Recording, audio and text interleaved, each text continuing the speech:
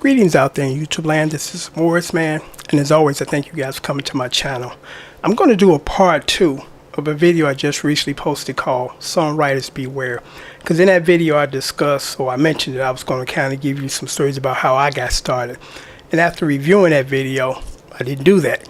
So I thought that it would be, I guess, pretty informative if I did that. Because this is one of the businesses where there's no specific plan. Like, say for instance, you want to be a lawyer.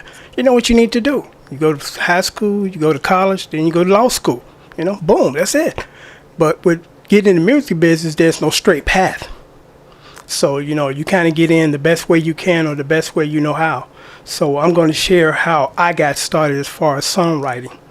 And it started like this. You know, I started to play various instruments. Then I bought a multi-track. And I think the multi-track really just kind of opened the doors for creativity as far as, man, I can lay down a bass line. And then I can listen to it back and forth. Then I can work out some guitar chords or piano chords or a drum beat. You know, so, you know, a multi-track, it's invaluable as far as a songwriter's tool to get started. So I got to the point where I thought I had some stuff that was pretty decent. So I went. And this is before the internet, as far as you can go Google stuff. You have to go to the library. So I went to the library and I bought a book, and I suggest everybody that's interested in getting into songwriting, the music business, buy this book. It's called Attention A&R.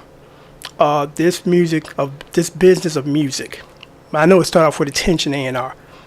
And so I bought that book, and it had a lot of good information as far as the names of the record companies, their addresses, their phone numbers, their fax numbers, publishing, their phone number, their fax number, their location, and just other things as far as tips on how to pen your song. So I looked in the book and I found a publisher that was close to me in Chicago, about maybe a 15-minute drive.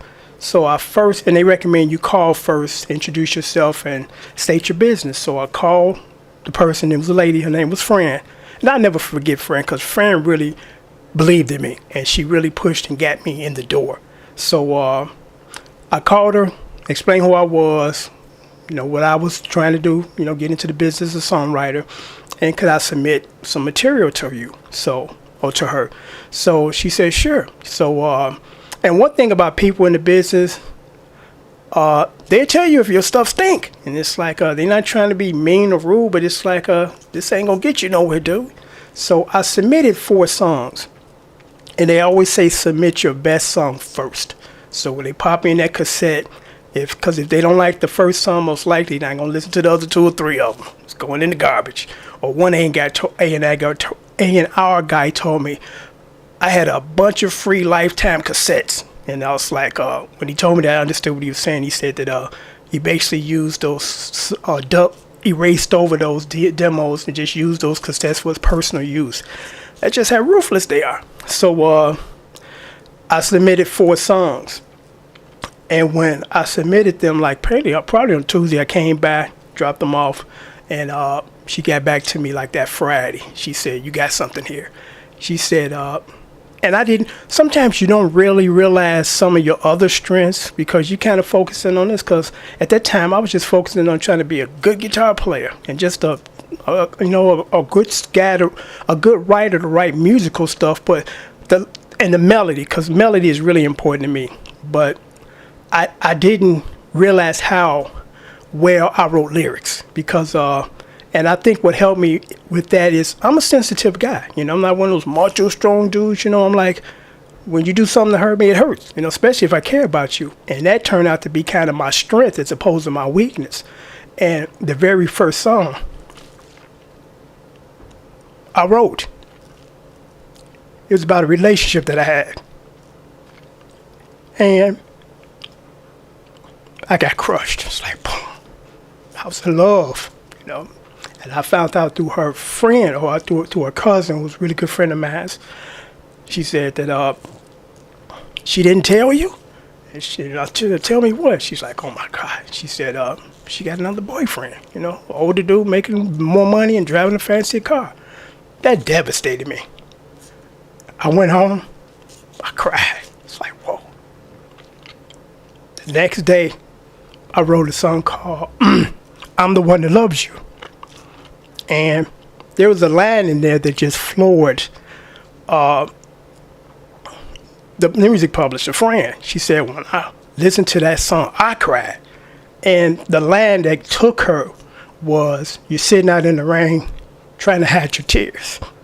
She's like, she said, you got a gift, because the gift of a songwriter is to be able to touch people. And she said, you got that gift. She said, you write good music, but your lyrics are just unbelievable and they're great.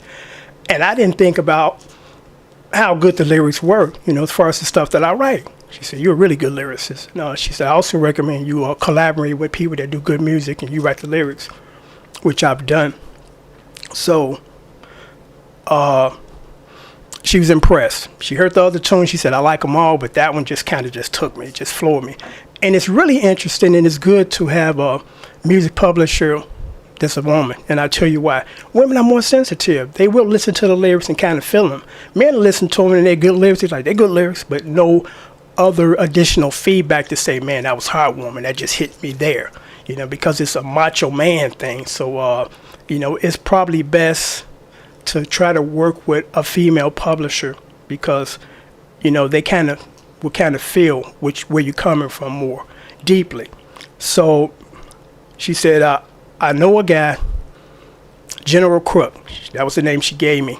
And I had no idea at that time until years later how big General Crook was in Chicago. He was like, I guess he was the Chicago version of Johnny Taylor and Tyrone Davis. He just had that much weight. And she said that I'm going to introduce you to him. Or should I say, I'm going to send this to him, and if he likes it, he'll call you. He called me about a week later. He said, I like what you got here, especially the second song, because the second song had this reggae feel to it.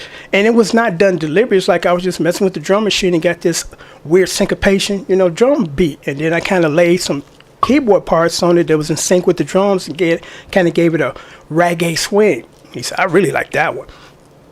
And I did some creative with that particular song too, because as far as the rim shot, I lowered it and it had a really heavier boom. So it was a very unique drum pattern. So he said, unfortunately, I can't use it because I just finished out the studio working on my material and I'm about to release it. But there's another guy by the name of L.V. Jones. Is it Jones or Johnson? L.V. Jones, who was kind of a blues guy during that era too. And he said that, I think that he had liked the second song on there. So long story short, we submitted it to him. He liked it, and he recorded it. But unfortunately, he passed away before the album was released. He had, I think, might have been diabetes, and he had a blood clot in the leg or anything. But that was my first experience as far as getting something recorded. Now, it didn't get released, but it got recorded. And I can share other stories, but I don't want to ramble with these. I just want to kind of make a point as far as, how I got started and the channels you need to go through as far as getting your stuff where you need to have it gone. Because, again, I bought that book, and that book gave me a lot of good leads, and that lead led into relationships with these publishers that was interested. And I felt a sense of, I guess, a goodness came on me to say, damn, I am good enough, because you question yourself when you first start. Do I suck? Is this not going to work for me? Am I wasting my time and my money? But when you get involved with people in the business, they'll let you know. Trust me. They will not kind of, sugarcoat it. And they're not trying to be mean or facetious. It's just that they're going to let you know honestly that this ain't going to work for you. Maybe you need another line of work. This is not going to go anywhere, But I was really fortunate that I ran into some people initially that believed in me and said, he's a young guy, he's hungry, he write good stuff, he does most of his instrumentation, and most of all, I did all of my arrangements, because a lot of times, it takes 2 or 3 people. For some people, it's like for me, I came from an era of the Prince era where everybody's trying to do everything like Prince, and it wasn't for vanity reasons, just that in our neighborhoods, it wasn't just a available keyboard players, available bass players, available drummers. So we had to take on that task ourselves to say, I got to do the best that I can because these guys ain't around. They're not readily available. So that's what that was about. It wasn't about, I can play all these instruments and I'm all that. It's like, no, it's like we don't have these guys around, so we got to do it ourselves. So I'm going to do a series of these and share more stories as far as some of the other stuff that I've done. And the ghostwriting thing again that I mentioned before, because that was kind of my bread and butter, because I'm like, I don't want the fame. Just give me the money, because I want to be able to walk outside and not have everybody grabbing at me and pointing at me and chasing me. I don't want that lifestyle. There's some people that live for that type of attention. I've never ever wanted that. I'm like, I'm the dude in the back, because when we do our gigs in the various bands I was in, people will come up to the vocalists and say, we like the set that y'all gave. I got an engagement coming up that I like to book you guys. So who do I talk to? They pointed over to the guitar player, the little quiet dude over there. So that's your boss, or not boss, but the overseer. Yeah, that's the guy that arranged the stuff, write the stuff, put together the shows. So I love being in the background. I never wanted the mic in my face, because I give a lot of respect to singers, because they got to deal with a lot. Everybody is focused on them. That's a lot of stress and pressure. Me, I'm in the background, just making sure I'm not messing up. I'm okay. I'm going to be fine. But the guy that's up front, he got to deal with all types of stuff.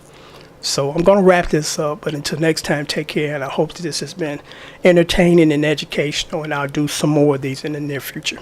Thanks for watching.